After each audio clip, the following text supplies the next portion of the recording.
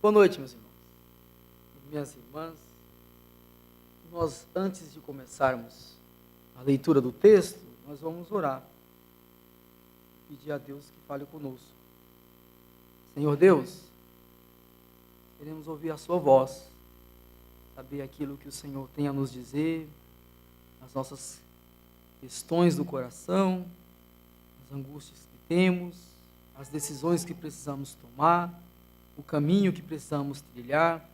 Tudo isso gostaríamos de ser decidido e definido a partir da sua palavra a nós.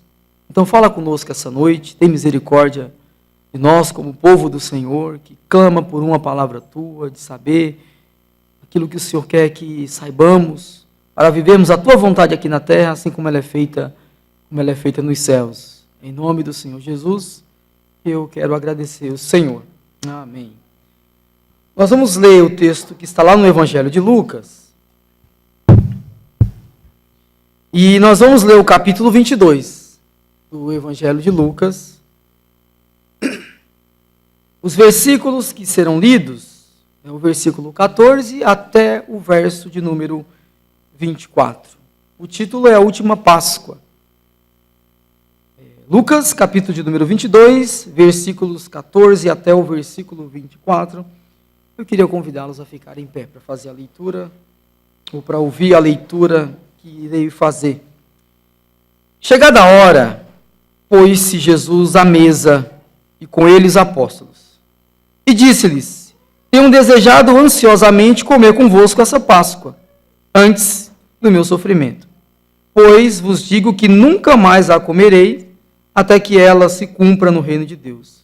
E tomando um cálice, havendo dado graças, disse: recebei e parti entre vós, pois vos digo que de agora em diante não mais bebereis do fruto da vide, até que venha o reino de Deus. E tomando o pão, tendo dado graças, o partiu e lhes deu, dizendo: esse é meu corpo oferecido por vós, fazei isso em memória de mim.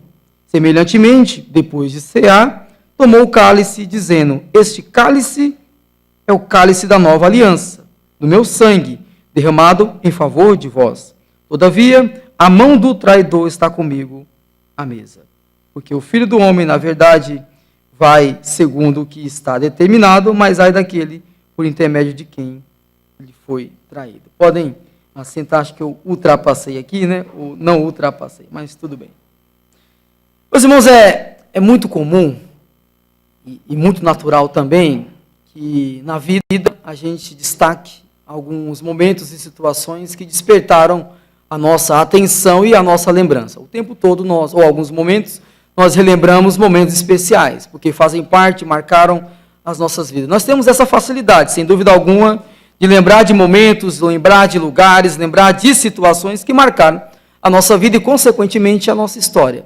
Eu tenho 33 anos, farei 34, vivi 34 anos da minha vida, mas alguns momentos eu destaco, nem todos os momentos eu lembro, nem todas as situações são por mim relembradas, mas algumas são. E por que que é? Talvez pelo o grau de importância que dei, talvez pelo impacto da situação que vivi, não sei. Só sei que em alguns momentos da vida nós destacamos algumas situações, lugares que marcaram a nossa história. Eu não tenho dúvida que talvez, não, sem dúvida alguma, o momento que mais marcou minha vida foi a conversão. A conversão talvez também seja o momento que mais marcou a vida de todos nós. A nossa vida se dividiu em antes e depois de Cristo. A nossa vida foi impactada pelo contato com Cristo. E ao ser impactada por Ele, passa a ser um momento único também de nossas vidas. Eu lembro, por exemplo, onde foi, por que foi e quem foi. E isso marcou, não por mim em si, mas pelo local que Ele escolheu para se encontrar comigo. Talvez eu esperasse em outro local, mas foi justamente aquele local onde Ele escolheu para poder se revelar, e a partir de sua revelação a mim, esse momento se marcou, essa história é marcada. E eu lembro como se fosse hoje. Então, a gente tem na vida algumas situações que são importantes para nós. Se eu pudesse aqui abrir o espaço, cada um diria algum momento onde esse momento despertou um interesse muito grande. E, sem dúvida alguma, acredito que todos diriam que o antes e o depois de Cristo, numa data cravada, em um momento único, talvez seja o momento mais importante da vida de todos nós. No ministério do Senhor Jesus, nós também percebemos alguns lugares, algumas situações, alguns momentos onde ele usa como prioridade. Por exemplo, os montes. A gente vai ver nos evangelhos diversas situações onde ele prioriza o local onde existe o monte, e naquele monte ele tem ali um momento único com o seu Pai. Então o monte é destacado no ministério do Senhor Jesus. O local ali é de destaque. Tanto o seu mais contundente sermão, que foi o Sermão da Montanha, destacando para nós que o monte foi um local importante para ele. O seu sermão mais contundente, como também o seu momento de mais íntima e profunda relação com o seu Pai, o Getsêmani. Então, esses dois locais foram locais, ou esse local, em diversas geografias, marcaram o ministério do Senhor. O monte foi o local onde marcou. O texto que foi lido por nós nos aponta um outro lugar, nos apresenta, nos oferece um outro lugar, que ele considerava importante para o seu ministério, que é o ambiente em torno da mesa. Até então, pelo menos não sei como é hoje, mas até aquela época, o ambiente da mesa era um ambiente muito íntimo para um judeu. Se sentar à mesa com um judeu, era uma demonstração clara de que esse alguém tinha uma certa intimidade com ele. Então ele faz do ambiente à mesa, em torno da mesa, também um ambiente de destaque. O monte é um desses ambientes e a mesa também é um desses ambientes. A mesa, enquanto lugar estratégico e privilegiado por Jesus, será hoje o tema da nossa mensagem. Então vamos voltar ao versículo 14 e fazer a leitura. Chegando a hora, Jesus se pôs à mesa com os apóstolos. A mesa tem uma importância singular, como eu falei, no ministério dele. Quase todos os momentos ele estava em torno da mesa. Alguns até o criticaram por isso. Esse homem senta, bebe, come com os pecadores. Ambiente onde era comum encontrá-lo. Era uma demonstração de civilidade ou de demonstração de eu reconheço nele certa autoridade, por isso o convido a fazer parte de minha mesa. Ele estava sempre presente em torno da mesa, porque a mesa foi, sem dúvida alguma, um local onde ele destacou para exercer o ministério que ele tinha como responsabilidade. As diversidades de ideias sempre fizeram parte do ambiente dele à mesa. É interessante que, sentado à mesa, pessoas com pensamentos mais distintos, com ideologias mais antagônicas, com anseios mais diferentes e com a maneira de ver o mundo de forma completamente avessa um do outro, ele sentava à mesa diante dessas pessoas, respeitando a diversidade de ideias, porém nunca negou de dizer a eles quem ele era e qual era a sua maior missão. É isso aqui a grande diferença. Porque a gente fala assim, tá bom, eu preciso me envolver com as pessoas para poder transformá-las. Só que ao envolver com as pessoas, no lugar de ser transformado, nós permitimos ser transformado por elas. O Senhor nunca negou o contato com alguém que pensasse diferente dele, mas ele nunca deixou de dizer quem ele era e por que ele estava ali. Isso fica muito claro no ambiente, na mesa. Ele sempre trouxe para a mesa a sua maior missão.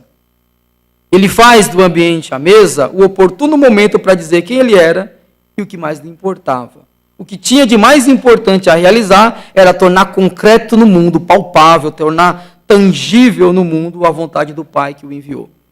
Sempre o destaque era esse. Para que o Senhor veio? Fazer a vontade do Pai que me enviou. É interessante que nada no mundo desviava a sua rota. Hoje pela manhã a gente viu uma mensagem onde a multidão clamava para ele determinar a agenda a partir das necessidades da multidão. E nós encontramos um Senhor que no meio do clamor da multidão não permitiu ser mudado por ele. Determinou, o que foi definido foi a sua própria agenda. E a agenda do Senhor sempre foi fazer a vontade do Pai, tornar concreto. Quando ele disse no templo, por exemplo, quando ele leu, na verdade na sinagoga, quando ele leu o profeta Isaías, hoje se cumpre essas palavras em Israel, era exatamente isso que ele estava dizendo. O que eu li para vocês é o que se cumpriu em mim, a vontade do Pai, presente perante vocês. Hoje se cumpre essas palavras, né? A ponto de muitas vezes dizer que estas coisas que dizia e fazia, só dizia e fazia porque o Pai estava com ele. Também é interessante o grau de honra que ele oferece ao outro. Ele tinha todo o poder de dizer, as palavras são minhas. E eu vim porque quis, tem uma autonomia para isso. Mas é interessante que ele vai dizer, essas palavras digo a vocês porque o Pai me revelou. Ou seja, o Pai era que estava em questão. A missão dele é tornar concreto no mundo a vontade do Pai que o enviou. Na mesa, Jesus compartilhou a sua missão, que era glorificar o Pai que o enviou. Por exemplo, lá em João 17,4, ele vai dizer, eu te glorifiquei na terra, completando a obra que me encarregaste a cumprir. Ele se completou e se realizou quando afirmou para o seu Pai, por exemplo, manifestei o teu nome aos homens, do mundo que me destes, eram teu e tu me destes, e eles obedeceram a tua palavra. Versículo 6 desse mesmo capítulo. O ministério do Senhor se resumiu em fazer a vontade do Pai. E a vontade do Pai era expressada, dita, anunciada, proclamada por ele, na maioria das vezes, em torno de uma mesa. A mesa era um local estratégico da missão do Senhor Jesus. Muito nos emociona saber que tudo que o Senhor Jesus fez nos trouxe, ou trouxe a ele, uma sensação de que valeu a pena. Tudo. A Ana hoje escreveu para nós o indescritível, que significa graça. Porque é algo tão provocador e impactante, e que nos deixa de mão atada, porque o ser humano quer de vez em quando fazer alguma coisa para ter reconhecimento do bem que Deus dá a ele. Mas quando ele percebe que nada que é feito fará Deus amá-lo mais, e nada que ele deixar de fazer o fará amar menos, porque é graça. E a vontade do Senhor aqui se resume em fazer a vontade do Pai, e ele dizer no final que tudo isso valeu a pena. Isso quem disse não fui eu, foi Isaías. Em 53:11 ele vai dizer, e ele verá o fruto do trabalho e sua alma ficará satisfeita. E o fruto do trabalho dele é eu e você. Ao olhar para nós, ele vai dizer, valeu a pena. Valeu a pena todo o sacrifício. A gente olha, mas será que valeu? Ele vai dizer, valeu. Porque nem aquilo que você faz que me levará a amar mais, nem aquilo que você deixar de fazer que me levará a amar menos. O amor é uma decisão e ponto final. Vocês nem imaginam o quanto você e eu somos importantes para Deus. Nós temos para Deus um valor tão incalculável que nada nesse mundo era capaz de mensurar ou oferecer o resultado desse grande cálculo. É graça. Graça não se explica, como disse uma certa senhora, graça se vive. E ao viver, a sensação é a sensação de Paulo, de constrangimento. Porque é algo tão difícil de compreender que me constrange, porque ao olhar para mim nada posso oferecer para expressar minha gratidão. Isso é graça. A gente deve acreditar o quanto somos importantes, o quanto a demonstração de importância já foi evidenciada, já ficou claramente percebida por todos. A cruz é o resultado final de que Deus não brinca com coisa séria. Ele ama e para provar o amor, ele crucifica o Filho. Tem prova de amor maior do que essa. E isso por causa de mim e por causa de você. Então a gente tem que acreditar nessas coisas. Ele não morreu para os outros, ele morreu para mim. O seu sacrifício me cura e eu tenho certeza disso. Então preciso crer que essas palavras são verdadeiras e que a misericórdia de Deus depositada em nós nunca terão fim. Em Cristo Jesus, nós sempre temos a oportunidade de recomeçar a vida. Sempre. Enquanto existir vida, sempre existirá uma oportunidade em Jesus Cristo de mudar o nosso estado, seja ele qual for. Enquanto houver respiração e houver humildade no coração em reconhecer que Ele é aquele que cura, por Ele nós seremos curados. Na mesa, Ele traz à tona os assuntos mais importantes da vida humana. Na mesa, Ele resgata aquilo que o senso comum não é capaz de pensar. Porque pensa em outras coisas, coisas transitórias, coisas secundárias, coisas passageiras, e ele traz para a mesa aquilo que de fato é importante. No ambiente à mesa, Jesus dá aos seres humanos a oportunidade de recomeçar a vida. Pergunta para Zaqueu se isso não é verdade. Um homem que, por aquilo que fazia, não teria nenhuma expectativa de que o seu convite fosse aceito. Em cima de uma árvore, o Senhor nem fala nada, na verdade ele nem fala. O Senhor fala com ele, desce dessa árvore, porque hoje cabe-me jantar em sua casa, num ambiente à mesa, a vida de Zaqueu é transformada para todo sempre. Ainda que as pessoas digam, esse aí já não tem mais como ter jeito, né? O único encontro com Jesus, em uma comunhão, por exemplo, à mesa, trará a esse homem sem jeito aí a oportunidade de recomeçar a sua vida.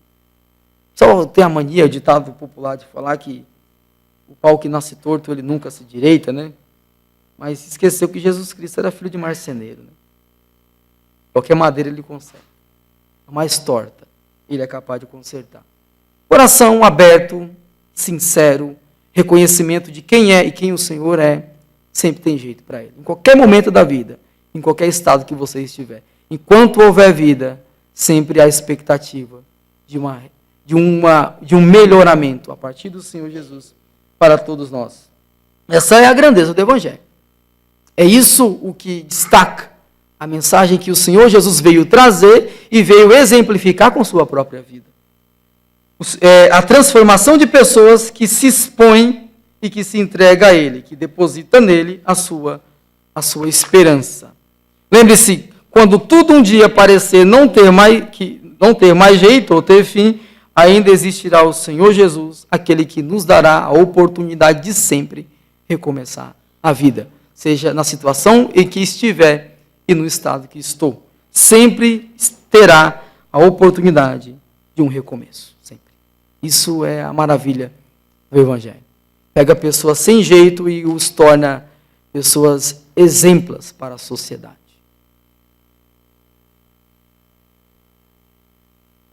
Na mesa, Jesus ensina que a grandeza do homem se fundamenta em sua capacidade de retornar a ser criança. Uma criança ainda se maravilha, se encanta com a vida e com o doador da vida. Essa é a grande diferença entre o olhar da criança e do adulto. Do adulto acredita que sabe tudo. A criança ainda se encanta. Os olhos do Heitor estavam assim na casa ontem. Casa nova, né? Mudamos. Olhando tudo. Observando tudo. Aquele olhar de inocência. A gente já está acostumado, passou sem ver nada. Se eu fosse perguntar para ele o que ele viu, ele me diria a beleza de algumas coisas que o meu olho de adulto não era mais capaz de ver. Na mesa, ele incentiva. Gente, nós precisamos retornar a olhar o mundo como olha uma criança. A se encantar com a vida e também com o doador da própria vida. Nesse caso, o Senhor Deus. É por isso que chega à conclusão que a vida, de fato, vale a pena ser vivida. Principalmente porque a vida é um dom de Deus. Uma criança encontra dentro de si a inocência e faz do seu olhar inocente o critério que se dirige ao próximo. Já brigaram com uma criança? Já? 5 minutos depois ela esqueceu a briga que você fez com ela? Palavra dura. Capaz de olhar o outro como um olhar inocente de uma criança. A proposta, na verdade, do Evangelho é essa. É nos tornar o que éramos. Mas como é que eu posso saber o que eu era se eu não tenho sequer uma imagem ou informação do que era o homem antes da queda? Era uma criança. O olhar de uma criança. Adão olhava as coisas na inocência, ausência de malícia. Olhava o outro como se o outro fosse a coisa mais importante para ele. É por isso que ele tratou tão bem a sua mulher e o ambiente ali que ele estava. Infelizmente, caiu, né? Os pequeninos são o modelo de homens que Deus dignifica e escolhe para serem cidadãos do seu reino. É o que nos ensina o Senhor Jesus, mais uma vez, em torno da mesa. E por que as crianças são modelos de gente que vai entrar no céu? Por que se eu não fizer como um pequenino, o céu não será o meu lugar? Por quê? Por que não Bill Gates? Por que não Albert Einstein? Por que não Gandhi, pacifista? Por que não Madre Teresa? Por que não Éden? Não, Éden ainda não é um modelo ideal. Um dia será, né? Um dia será. Peço a Deus que seja. Mas por que uma criança e não outras pessoas que olhamos e o nosso olhar se desperta a atenção de querer ser como elas são? Os valores do reino é invertido. O último é o primeiro é o último, o forte é o fraco. No reino de Deus não há espaço para nenhuma glória que não seja aquele ou daquele que de fato deve ser glorificado. É por isso que uma criança é o retrato ideal de uma pessoa que vai morar no céu. Porque é esse tipo de gente que reconhece que precisa do outro para poder viver. não é autossuficiente. Acredita que para viver precisa de uma outra pessoa. Pessoas que reconhecem que precisam de ajuda são aquelas que reconhecem os seus limites e se entregam totalmente àquele que de fato pode lhes ajudar. Elas não são autossuficientes, como pensam alguns de nós, né? Jesus fez da mesa o lugar de compartilhar suas mais profundas emoções. A gente viu no início que na mesa as pessoas tinham um pensamento mais diversos, seguiam de ideologias mais distintas, mas ele nunca deixou de dizer quem ele era e o que ele veio fazer. No almoço, por exemplo, na empresa, onde todo mundo ali brincando, está lá o crente no meio deles, é claro, está em torno da mesa, mas ele nunca pode esquecer quem ele é e o que ele está fazendo no meio deles. A missão era essa dada e, sem dúvida alguma, ela foi cumprida. À mesa, o Senhor Jesus ensina que a grandeza do homem está fundamentada em sua capacidade, como eu falei, ou como falamos, de voltar a pensar como criança. E na mesa também, ele compartilha as suas mais profundas emoções. Por exemplo, versículo 15. Tenho desejado muito comer essa Páscoa convosco, antes do meu sofrimento. Compartilhou o seu sofrimento com algumas pessoas que o interesse era outro, não o seu sofrimento. Com algumas pessoas que o buscava por interesse bem próprio, não porque ele estava interessado nele. Pessoas que não estavam nem aí, se vocês forem avaliar, pelo aquilo que ele estava sentindo, pelo desejo que ele estava demonstrando, pelo anseio que ele estava propagando. Jesus rasga o seu coração diante dos discípulos e compartilha talvez um dos seus maiores desejos. E um dos seus maiores desejos logo mais será vivido por nós. Tenho desejado muito comer essa Páscoa convosco. Era um desejo. A palavra desejo está aqui. Tenho desejado muito comer essa Páscoa convosco. Vocês não imaginam quanto esse momento é importante para mim. É por isso que esse momento é central no ministério do Senhor Jesus. E esse pedido de Jesus que justifica a razão pelo qual reunimos uma vez por mês para bebermos o cálice e comermos o pão em memória a esse desejo, o desejo dele. A igreja repete constantemente, há mais de 2000 anos, um desejo que começou com ele. É em memória dele, por causa do desejo dele. Então ele compartilha as suas mais profundas emoções e os seus desejos mais profundos com os seus discípulos. Isso justifica. Uma vez por mês nos reunimos para, em memória dele, fazer aquilo que ele desejou. E esse pedido, essa carinhosa demonstração de amor, esse voto de confiança só tem sentido quando fazemos em sua memória. Ausente da memória dele, não tem sentido algum. É por isso que a gente tem que avaliar quando esse momento for, quando esses elementos forem ser servidos. Porque se eu fizer isso, fundamentado em qualquer sentido que não seja em memória dele, não faz sentido nenhum fazer. Porque é em memória dele, pelo desejo dele, pela vontade dele, que nós repetimos constantemente, uma vez por mês pelo menos, aquilo que ele um dia desejou. Todas as vezes que nos reunimos para cearmos, é esse maravilhoso momento que trazemos de volta, porque ele desejou. Trazemos de volta o desejo que Jesus transferiu a todos nós. Isso justifica, sem dúvida alguma, o porquê do Paulo, lá em 1 Coríntios, dizer que tem que se examinar a si mesmo. Examine, pois, o homem a si mesmo. Porque tem que ter sentido. E o sentido ele já deu. Em nome do sentido que ele deu, nós relembramos o desejo que é dele. Isso justifica. Trate esse momento com a dignidade que esse momento merece. Porque ele desejou isso. Tenham consciência que o corpo que foi partido e o sangue foi derramado por causa de nós, ou por causa de vós. Precisamos reconhecer isso. Não é somente mais um momento cultico que fazemos mês a mês. É um momento extremamente especial, porque ele desejou esse momento. E nós não podemos tornar esse momento comum, porque não é comum. Ele é muito especial. O corpo partido e o sangue derramado, versículo 19 e 20. Tomando o pão e tendo dado graças, partiu e entregou a eles, dizendo: esse é o meu corpo, dado em favor de vós. Fazei isso em memória de mim.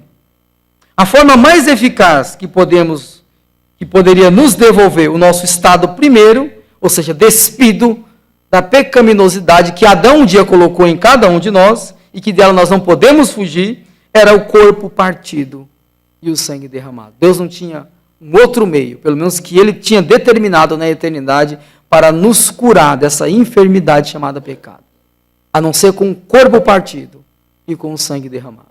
Essa era a única, eu poderia dizer assim, estratégia de Deus para resolver o nosso problema na história. E por que ele invade a história? Porque foi na história que nós erramos. E por isso que na história o Cristo se encarna. E posteriormente o corpo é partido e o sangue é derramado, para nos devolver o estado primeiro que um dia foi perdido em Adão, e também por decisões contínuas que nós fazemos. Meus irmãos, só assumiremos verdadeiramente quem somos se tivermos a consciência daquilo que perdemos. Se a gente imaginar diariamente o que foi perdido em Adão, o nosso relacionamento com o Senhor mudaria ainda mais. Jesus, por meio do corpo partido e do sangue derramado, nos oferece na mesa ou no ambiente de mesa uma segunda oportunidade que nos permitirá erguer novamente a cabeça e poder olhar nos olhos de Deus. Uma coisa que Adão perdeu automaticamente na queda. Antigamente, Adão desejava estar com Deus. Depois da queda, Adão se escondia de Deus. Porque não tinha mais o que precisava ter para olhar nos olhos de Deus. Então, se esconde. Porque os olhos de Deus acusavam em Adão alguma irregularidade que sua própria escolha o levou a ter. Adão percebia, antes da queda, a inocência de uma criança. Depois da queda, a malícia. A primeira coisa que ele fez foi se cobrir, e percebeu que estava nu. A primeira pergunta que Deus faz depois a eles é: mas quem que disse que vocês estão nu? Por acaso comeram do fruto que eu disse para não comer? Exatamente, a inocência se perde quando se desobedece a Deus. Mas logo depois de sua amarga decisão, ele não somente percebe sua vergonha, eu estou nu, mas também percebe a vergonha de sua companheira. E os dois vão vestir folhas de figueira, como se folha de figueira tampasse a vergonha de alguém. Não é à toa que sacrifício do animal foi feito lá no Éden, representando aquilo que seria feito depois com o corpo partido e com o sangue derramado, relembrado por nós todos os meses, em torno da mesa. O animal foi morto porque folha de figueira não cobre pecado de ninguém. A gente poderia dizer que as folhas de figueiras são as inúmeras desculpas que damos aos erros que cometemos. No lugar de reconhecer que o sangue do Cordeiro hoje me cobriu de todo o meu pecado, preferimos inventar desculpas. Eu errei, mas porque ele me provocou e eu acabei errando. A culpa é dele, não minha. Isso é folha de figueira. Jesus, na mesa, muda tudo isso por meio do corpo partido e do sangue derramado, em nosso favor. Quando a mesa do Senhor se encontra no meio de nós, trazemos à memória a oportunidade que Deus nos dá, porque Ele sempre nos dá a oportunidade. E o que nos garante que Ele nos dá essa oportunidade? O corpo foi partido e o sangue derramado. Não foi com palavras, foi com ação. Se eu tiver dúvida sobre aquilo que Deus fez, se é para mim ou não, é só olhar ou reler e ver que o corpo foi partido e o sangue derramado por causa de nós. O corpo partido por causa de nós, o corpo partido por causa de mim e por causa de você. Também na mesa nós encontramos, além de tudo isso que a gente já viu, a insensibilidade daqueles que eram seus, dos seus discípulos mais próximos, dos seus amigos mais íntimos. Nós encontramos a insensibilidade que não somente é deles, mas a sensibilidade humana, porque tanto fazer a mesma coisa, trata essa coisa que é feita apenas como uma coisa banal e comum. Eu quero lembrar aos irmãos que um momento como esse jamais pode ser banal e comum, tem que ser desejado. Olhar no boletim, vai ter ceia, eu desejo estar porque ele desejou estar. Não pode ser comum. Nós não podemos tornar comum aquilo que para Deus custou caro. O corpo foi partido e o sangue foi derramado. Agora a insensibilidade, versículo 24. E seguiu também uma discussão entre eles sobre qual deles parecia ser o maior. É interessante que esse versículo aqui, eu até me perguntava, será que o Lucas não deveria colocar depois, né? Mas a Bíblia é inspirada, eu me submeto a isso. Né? Porque no contexto, esse versículo parece não combinar. Porque nós estamos num ambiente de morte, ele está anunciando sua morte, um ambiente de compartilhar suas dores e emoções, um momento onde ele precisava do consolo, os discípulos começam a discutir entre eles quem é o maior. Insensibilidade. Tem uma coisa que é difícil de entender, e até mesmo de aceitar. Ele está perto da morte, compartilha com os discípulos o seu futuro, explica que as coisas não serão fáceis, porque não foram, e ainda diz que haverá muito sofrimento. Jesus chama os seus discípulos à mesa e expressa o seu sentimento. Gente, eu vou ser maltratado, levado à morte por causa de vocês. Mas antes de que tudo isso aconteça, eu desejei ter a ceia, ou ceiar com vocês. E sabem o que acontece logo em seguida?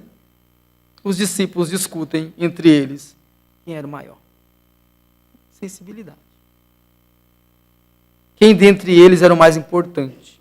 Quem dentre eles era o insubstituível? Eles não aprenderam nada com o Senhor Jesus.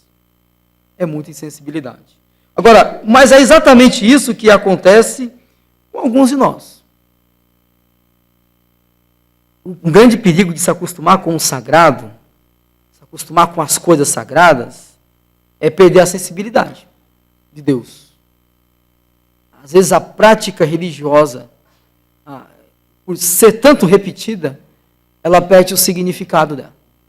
E a gente faz as coisas de forma mecânica, sem trazer o real sentido por trás. Não é à toa que Paulo disse, quando for tocar nos elementos, antes de tocar, examine, pois, o homem a si mesmo. Observe como está a direção da alma em relação ao que vai ser feito. Porque não pode ser tratado de forma comum aquilo que para Deus custou muito caro. Os discípulos, no meio de um ambiente emocional, sentimentos sendo expressados, eles têm tempo para perguntar para o Senhor quem era o mais importante entre eles. Isso aqui é insensibilidade. Não conseguimos distinguir o que é ministério e profissão, com a insensibilidade, é claro. Não sabemos respeitar o limite dos outros e nem respeitá-los por isso. Porque o outro tem limite. Basta-me saber qual que é o limite e, nesse limite, poder respeitá-lo. Na verdade, nós invadimos o limite dos outros. E exigimos que ele nos ofereça aquilo que eles não podem dar. Isso é insensibilidade. Naquele momento, o Senhor não estava nem pensando em classificar quem é maior ou quem é menor. Ele estava querendo compartilhar com eles aquilo que o futuro o esperava.